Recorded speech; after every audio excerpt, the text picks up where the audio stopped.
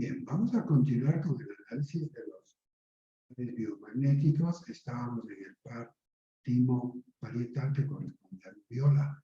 Para esto hemos avanzado de a poquito con lo que tiene que ver con el timo, que es un órgano, como sabemos, muy importante en cuanto a regir lo que es todo el sistema inmunológico del cuerpo.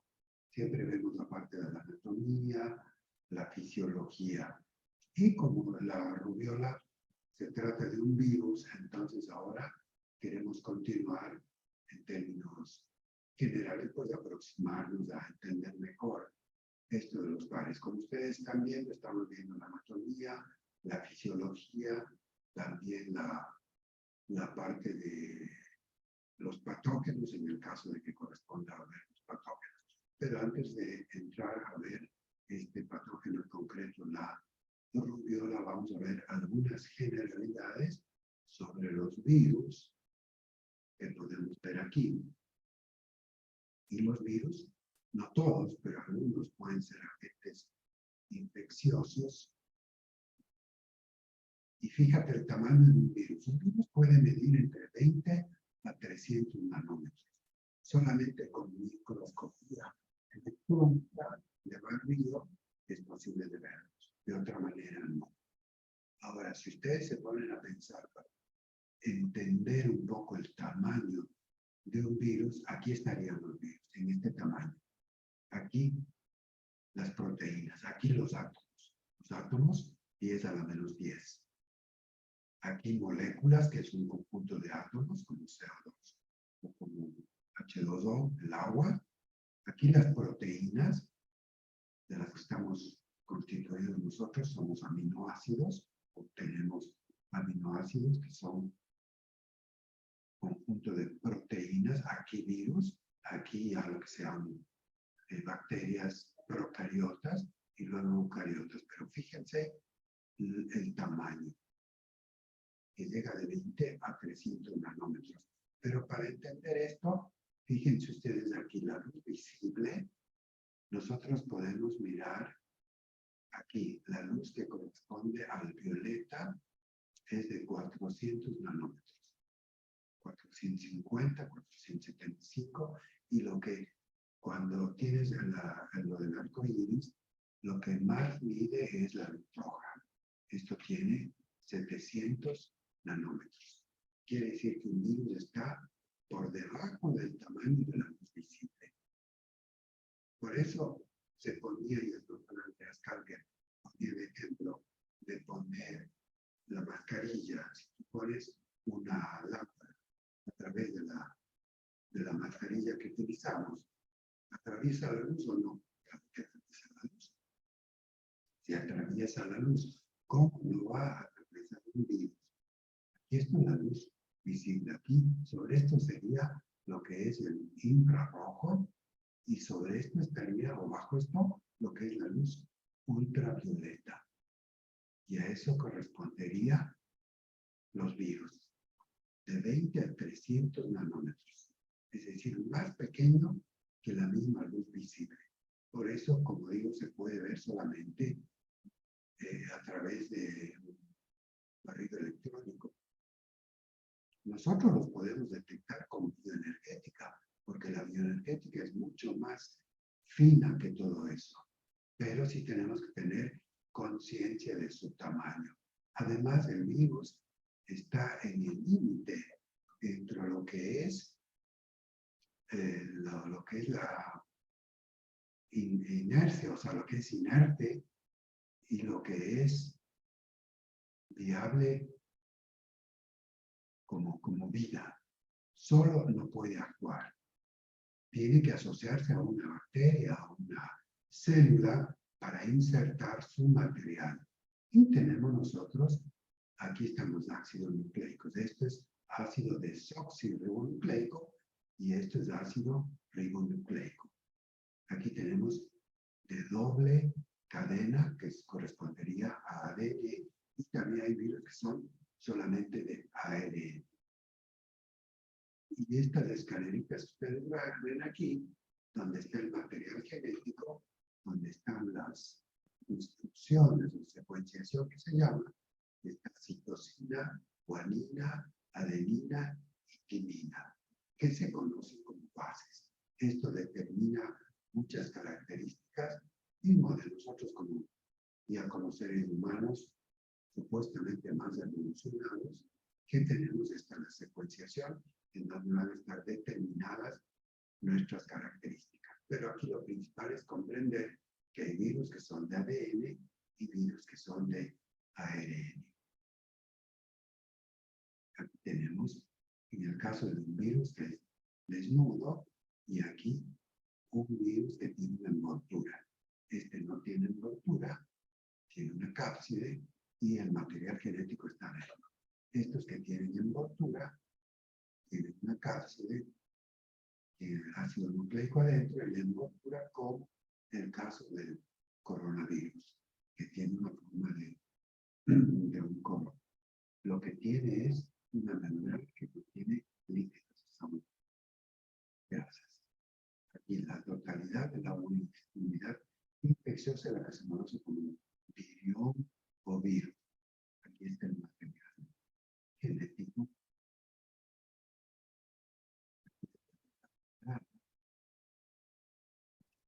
Y aquí dos, es como se ve. Los virus, por principio, son inertes en el entorno extracelular. No son viables, o sea, están en el límite entre lo inerte y lo biológico. Solamente insertando su material genético. Hazte la cuenta, esta es una célula. La célula equivale a un tamaño de 1.000.000 y esto apenas a 20.000, hablando de esos tamaños. Entonces aquí tenemos que inserta su material genético en una estructura biológica y cuando logra insertarse, entonces ahí, aquí entra. Mira, aquí está. Viene aquí, se fija, luego inserta su material genético, pero esta pared de una bacteria o de una célula para un virus es como realizar una pared de hormigón.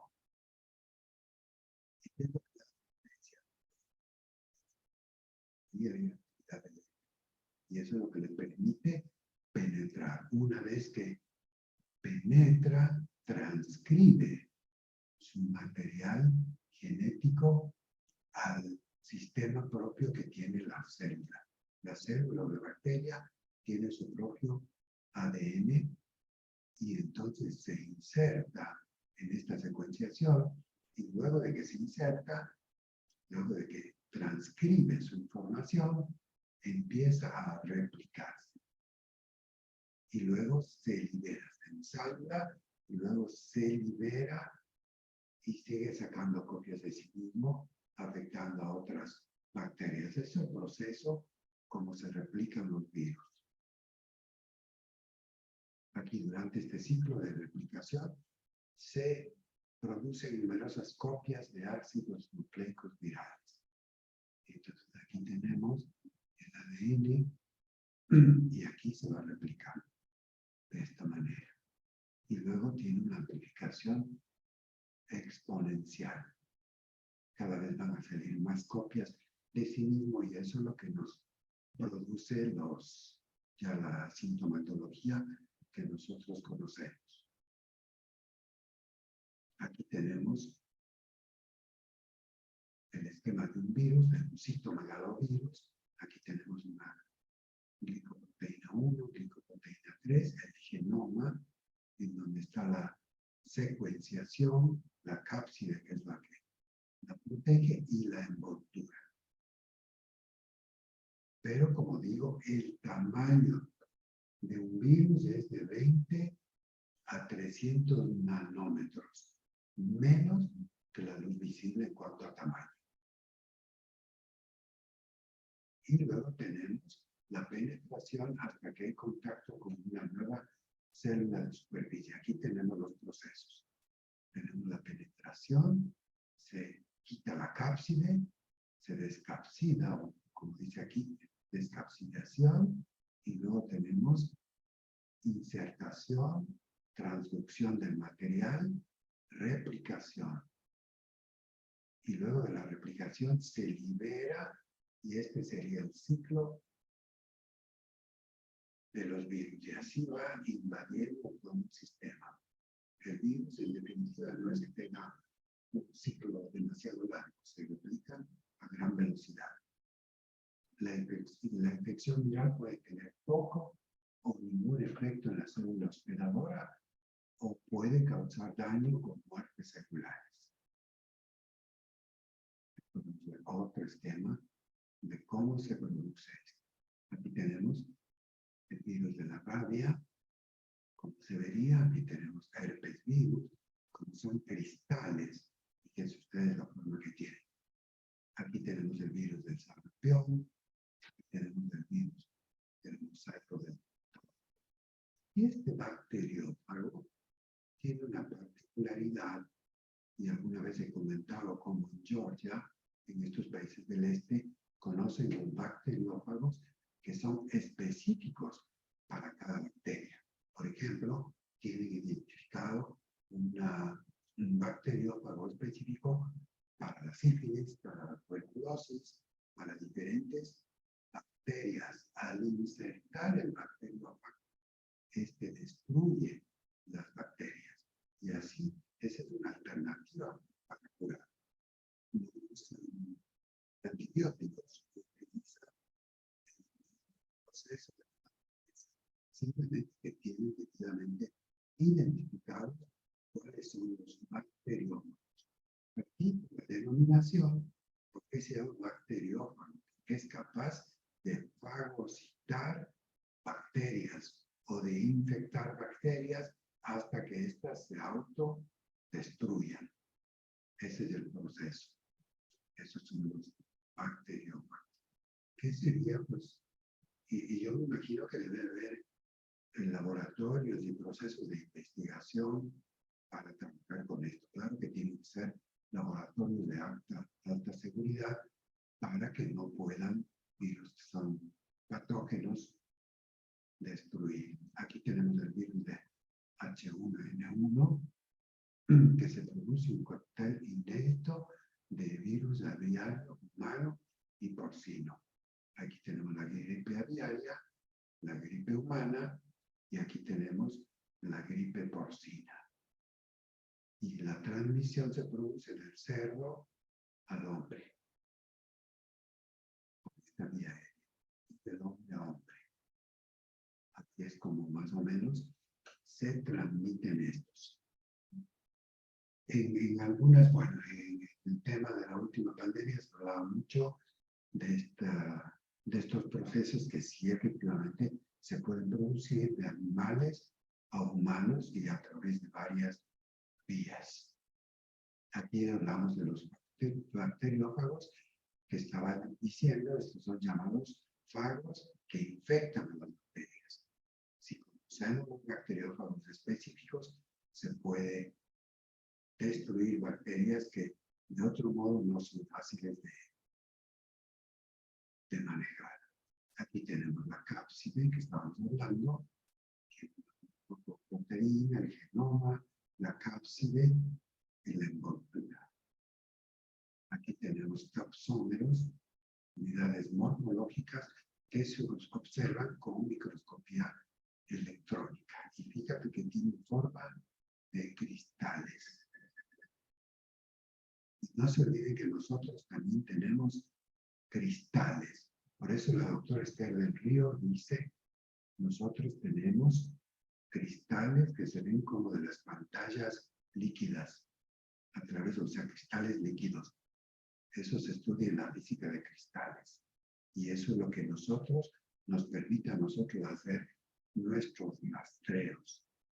Inclusive, podemos manejar los temas de distancia. Virus defectuosos. Una partícula viral que es deficiente desde el punto de vista funcional en algunos aspectos de la replicación. Estos serían virus que pueden ser defectuosos. Aquí tenemos un virus sin envoltura, que ya lo vimos, un virus con envoltura. Aquí tenemos la nucleocápside, complejo de proteínas ácido nucleicas que representan la forma empacada del genoma viral. Es decir, esta nucleocápside está muy pegadita aquí, a donde está el material que se va a replicar, o sea, el ADN o ARN.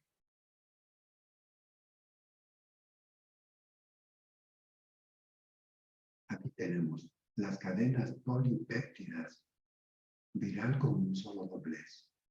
Aquí tenemos nosotros cómo se ven estas cadenas.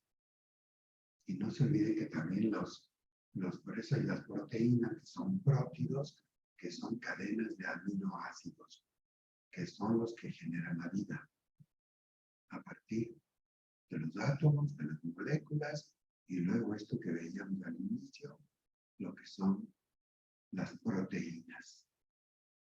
El virus vendría a ser como un conjunto de proteínas que tiene ADN, por eso tiene ADN. Tiene ADN, pues tiene ácido desoxirribonucleico, que son cadenas proteínicas. Aquí, partícula viral completa, sería el virión o virus. En algunos casos, el virus del papiloma, picornavirus, el virión, es idéntico a la nucleocápside.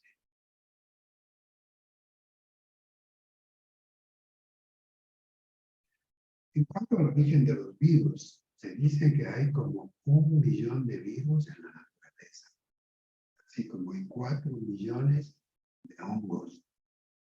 Que los hongos también es otro tema que algún rato tenemos que hablar, que no son ni plantas ni son animales.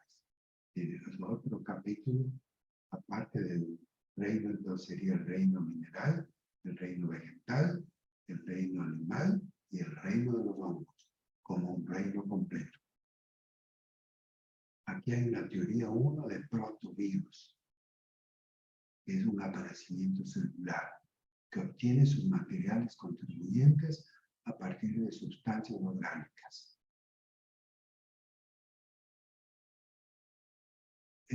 Aquí habla de los mares primitivos. Se dice que los mares primitivos en cierto momento estuvo en ciertas condiciones de temperatura y es cuando se produjo los pasos de sólido a gel.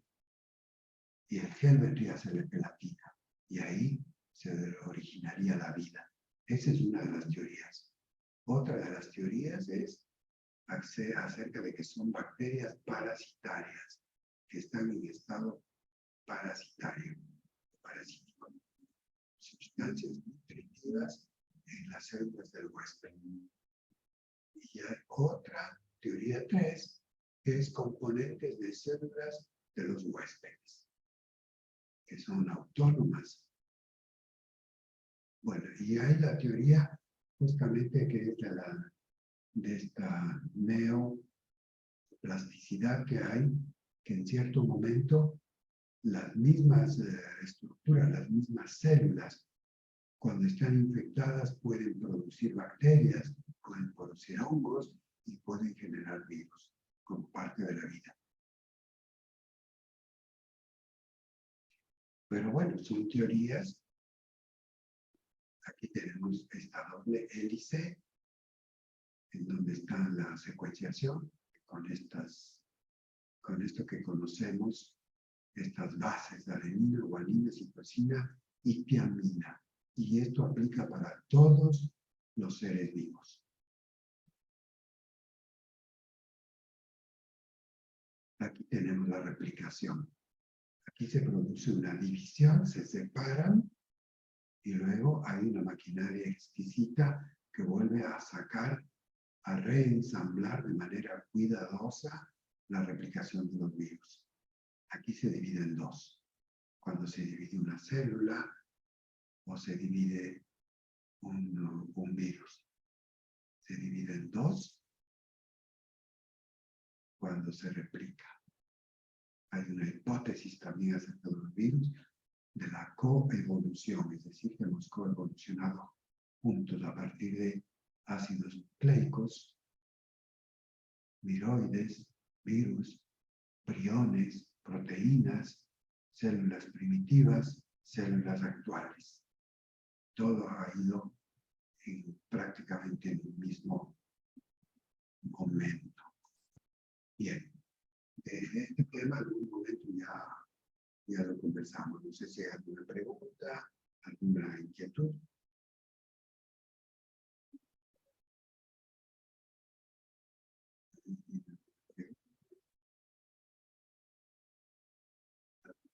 Bien, vamos a continuar. Antes de continuar, quería mostrarles este video. ¿Están viendo esta pantalla? ¿Sí la están mirando? Sí, pero el audio a veces se va, doctor. Ya. Bueno, vamos a ver esto. Escucha bajito. Have you received any vaccination against COVID? I have not. Why?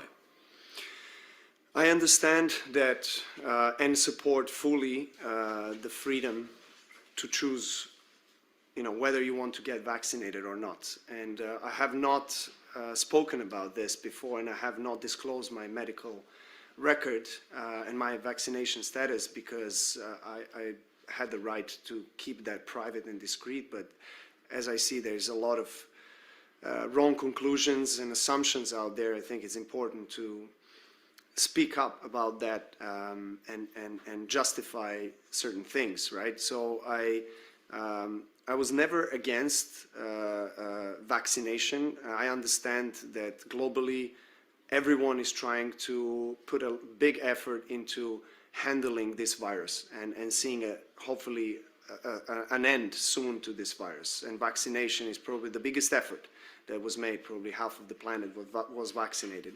And I fully respect that. But I've always represented and always supported the freedom to choose what you put into your body. And for me, that is essential. It's really the principle of understanding what is right and what is wrong for you. And me as an elite professional athlete, I've always carefully reviewed, assessed everything that comes in from the supplements, food, the water that I drink or sports drinks, anything really that comes into my body as a fuel. Based on all the informations that I got, I decided not to take the vaccine as of today. So do you have, as of today? Yes, I keep my mind open because we are all trying to find collectively a best possible solution to end COVID, right? I mean, no one really wants to be in this kind of situation that we've been in collectively for 2 years. I'm part of the sport, a very global sport that is played every single week in a different location.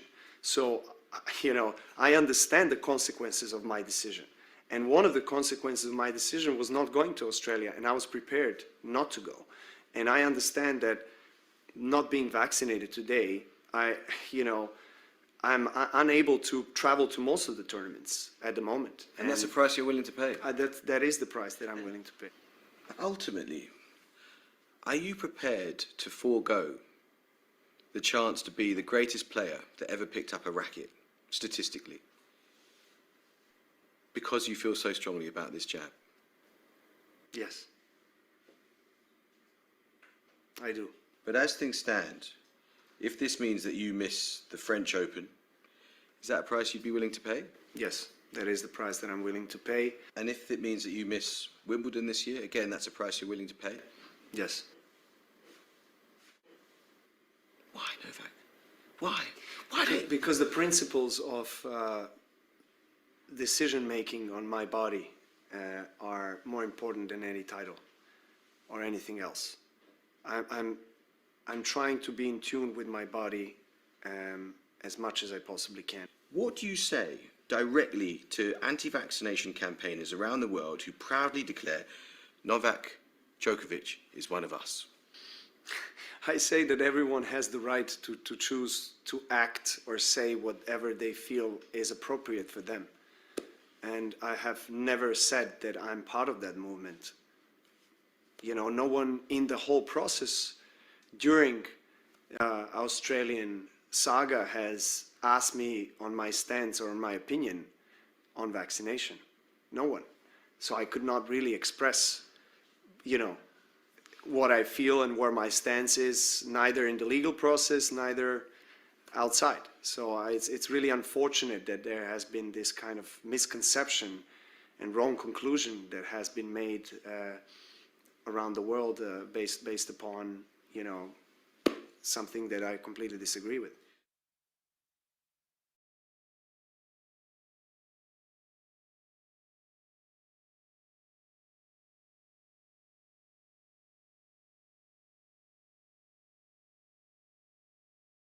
Esta es una entrevista, pues ya ustedes ven que este es uno de los jugadores más famosos del mundo en el área del tenis.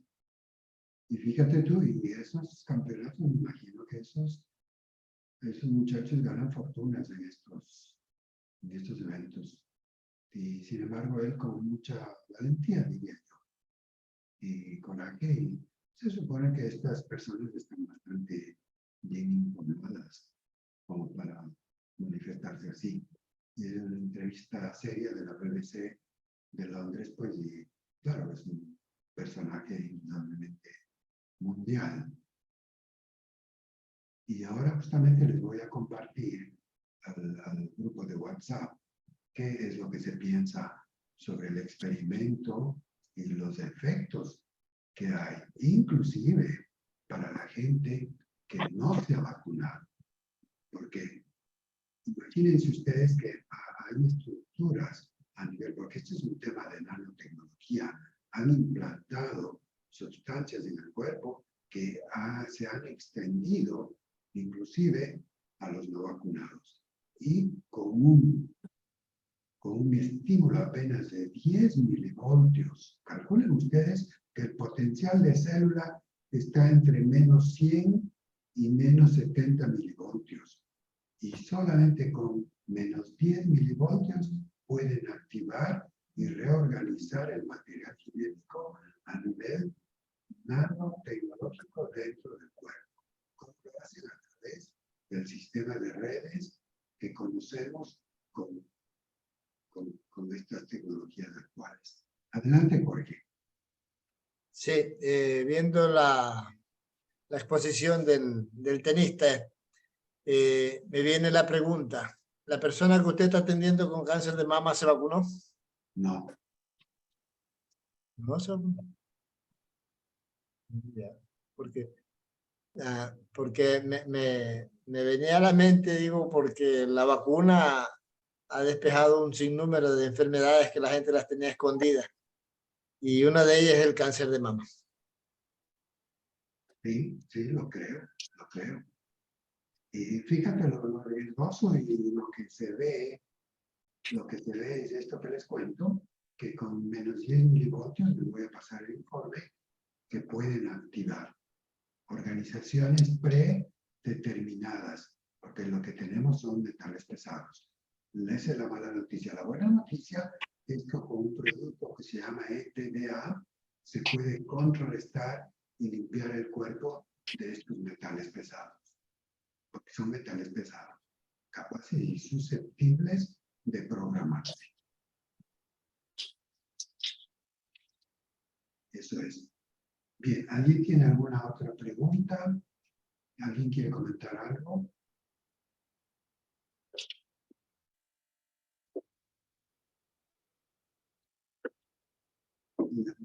Sí, Claudia, adelante. Perdón, ¿Perdón de qué? No te tenemos nada, no te perdonamos.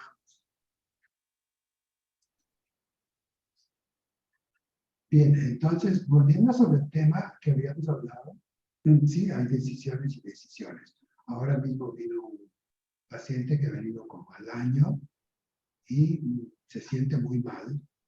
Le están poniendo me dijo, me acaba de poner la 5ª vacuna.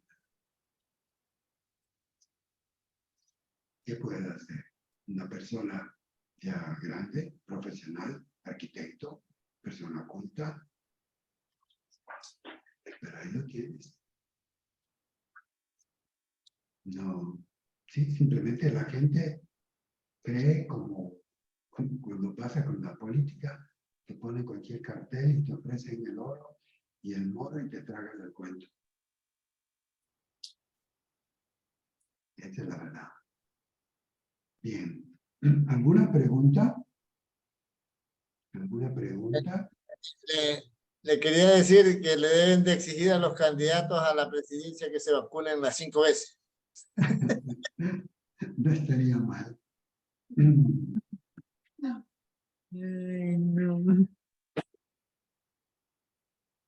Bien, vamos a avanzar un poquito entonces en esto. Have you received Y aquí hablaríamos de la rubiola ya como virus, que esta es una infección viral que puede causar adenopatías, exantemas. Todo lo que es exantemas son manifestaciones en la piel, síntomas generales que son leves y que son breves. Aquí el diagnóstico. ¿Cómo se hace el diagnóstico? Puede ser clínico, los casos, y esto es importante. Y aquí también siempre hago o recalcamos, quienes somos biomimetistas, de que no apunten los microorganismos, solamente el par que corresponde. En este caso, timo parietal. No poner rubiola porque estamos obligados a informar a las autoridades sanitarias cuando descubrimos esto. Este es integrante del género Rubivirus, de la familia Togaviridae. Son familias, agrupan en familias. El tratamiento suele ser necesario y la vacunación resulta eficaz para la prevención. Sí hay que decir que estos procesos de vacunación, con el concepto de un virus atenuado o combinado, sí funcionaba y ha funcionado y indudablemente sería ciego decir que no ha funcionado y ha mejorado. Y ha controlado ciertas infecciones generales que han habido a nivel planetario. Aquí, este es un virus de ARN. Veíamos entonces que hay virus de ADN, en el caso de la rubiola es un virus de ARN, ácido ribonucleico. Tiene una sola cadena. Se disemina a través de gotas respiratorias entre contactos cercanos o del aire. Estos pueden transmitir la infección entre 7 y hasta 15 días después de la aparición del exantema. Es decir, es prolongado. 7 días antes sin que te aparezca, ya se puede transmitir o lo podemos transmitir. O 15 días después. El periodo de máximo riesgo es de algunos días antes de la aparición del exantema. Y hasta 7 días después de su inicio. 7 antes, 7 después. Algunos pacientes son asintomáticos, pero pueden transmitir el virus. Así es como se vería la rubiola cuando ya afectaba. Los niños con infección congénita pueden transmitir la rubiola durante muchos meses después de nacimiento.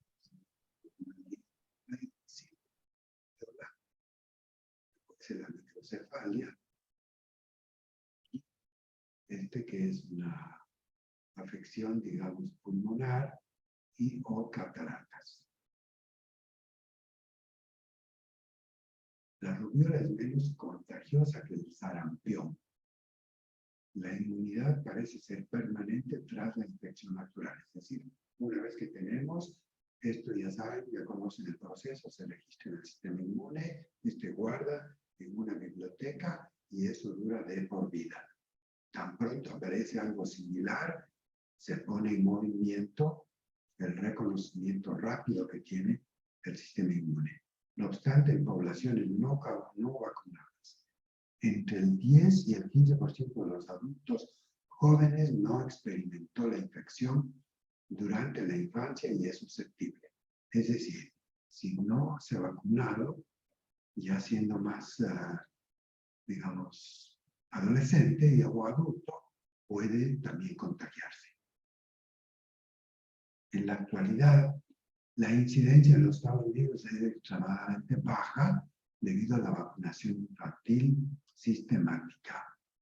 Todos los casos desde el 2004, estos han sido importados, es decir, hay gente que ha venido de otros países, pero aparentemente en Estados Unidos está erradicada y en otros países también. Aquí muchas infecciones son leves.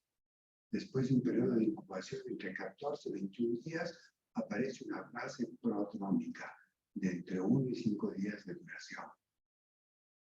Las manifestaciones: fiebre, malestar general, conjuntivitis, adenopatías, conjuntivitis,